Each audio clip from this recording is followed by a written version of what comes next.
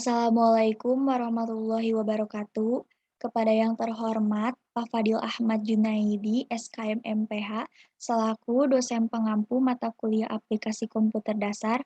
Sebelumnya, izinkan saya memperkenalkan diri. Nama saya Intan Tiar Afrilianti dengan NIM P20637021079 dari kelas 1B, Program Studi D3 RMIK Tasikmalaya. Di sini saya akan memaparkan salah satu materi yang berjudul Perkembangan Hardware dan Software di Bidang Kesehatan. Sebelumnya saya akan menjelaskan hardware terlebih dahulu. Hardware atau perangkat keras merupakan satu elemen dari sistem komputer, yaitu sebuah alat yang bisa dilihat secara fisik dan dapat mendukung proses komputerisasi, seperti perangkat masukan atau biasa disebut dengan input, perangkat pemroses atau intermediate, maupun perangkat keluaran atau bisa disebut dengan output. Dan adapun macam-macam perangkat keras hardware. Yang pertama, Central Processing Unit atau bisa disingkat CPU. Yang kedua, monitor. Yang ketiga, keyboard. Yang keempat, mouse. Yang keempat, printer. Yang keenam, CD-ROM. Yang ketujuh, compact disk atau bisa disingkat CD. Yang kedelapan, floppy disk. Yang kesembilan, hard disk. Dan yang kesepuluh, scanner.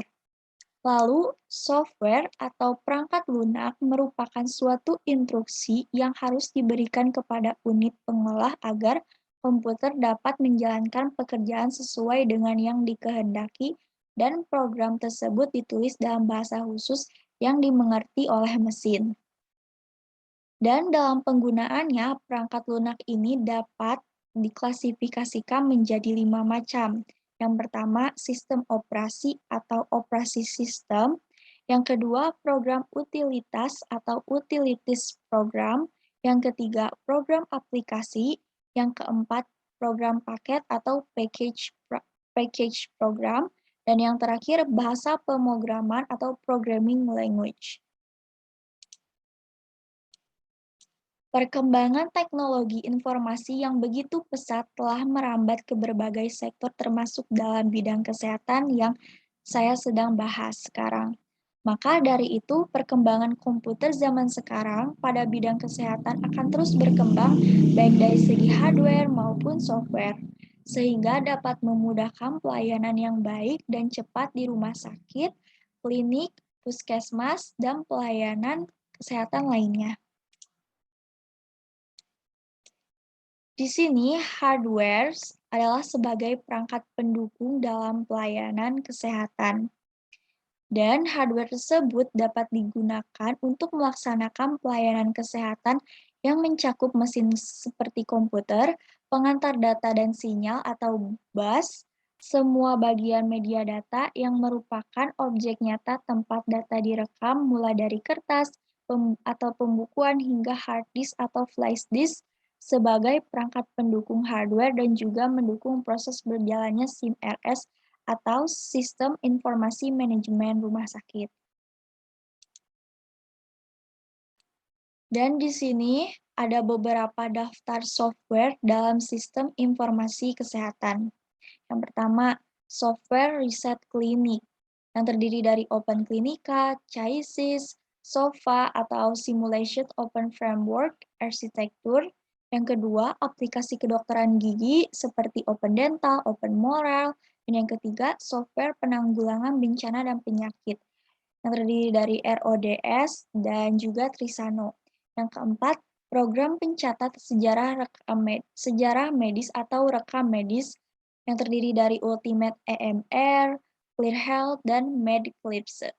Yang kelima, program manajemen rumah sakit, yang terdiri dari Hospital OS, Open Medis, RK, dan Open Vista.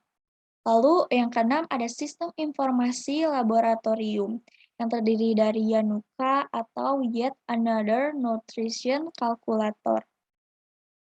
Dan yang ketujuh ada sistem informasi manajemen praktik dokter, yang terdiri dari Alexis, Practice Program, Torch, OpenTapas, atau teknologi assisted practice application suites. Dan yang terakhir, ada SIM Rumah Sakit Innolabs. Lalu, di sini saya akan memberikan penjelasan dan contoh penggunaan dari software di bidang kesehatan. Seperti software SIMRS atau Sistem Informasi Manajemen Rumah Sakit Kanza, yaitu merupakan aplikasi sistem informasi rumah sakit dengan mode client server. Aplikasi klien SIMRS Kanza ini dibuat menggunakan bahasa Java bersifat lintas platform atau cross-platform sehingga dapat digunakan di Windows, Linux, dan macOS.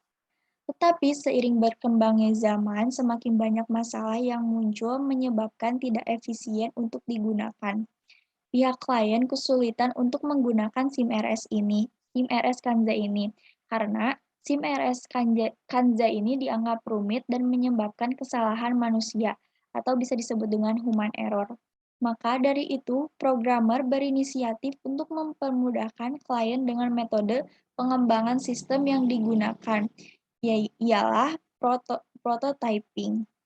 Prototyping yaitu metode pengembangan software untuk mempermudah klien menggunakan aplikasi SIMRS Kanza secara terstruktur. Dan di sini ada peranan dan manfaat penggunaan komputer di bidang kesehatan. Teknologi informasi yang saat ini digunakan dan dikembangkan di dalam ilmu kedokteran biasanya dikenal dengan nama Health Information Technology atau bisa disingkat HIIT. HIIT ini merupakan aplikasi pemrosesan informasi yang melibatkan hardware atau perangkat kelas dan software perangkat lunak.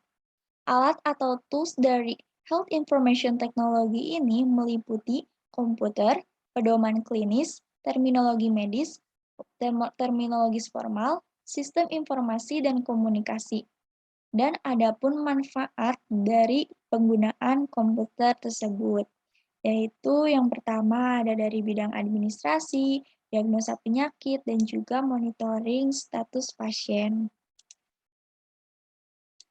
Jadi, kesimpulan dari materi yang telah saya paparkan, teknologi informasi adalah jantung dari sistem dan layanan kesehatan modern dan dapat mendistribusikan informasi ke seluruh dunia. Penggabungan kemajuan teknologi informasi dalam perawatan maupun pelayanan kesehatan telah diterima secara luas di bidang kesehatan. Hal ini akan memudahkan laju difusi teknologi ke bidang kesehatan tersebut. Negara-negara maju pun telah berhasil memasukkan kemajuan teknologi informasi dalam sistem perawatan maupun pelayanan kesehatan mereka sehingga dapat meningkatkan kemajuan dalam sistem informasi kesehatan. Sekian, terima kasih. Materi yang telah saya paparkan hari ini, mohon maaf apabila ada salah kata. Wabillahi taufiq walhidayah. Wassalamualaikum warahmatullahi wabarakatuh.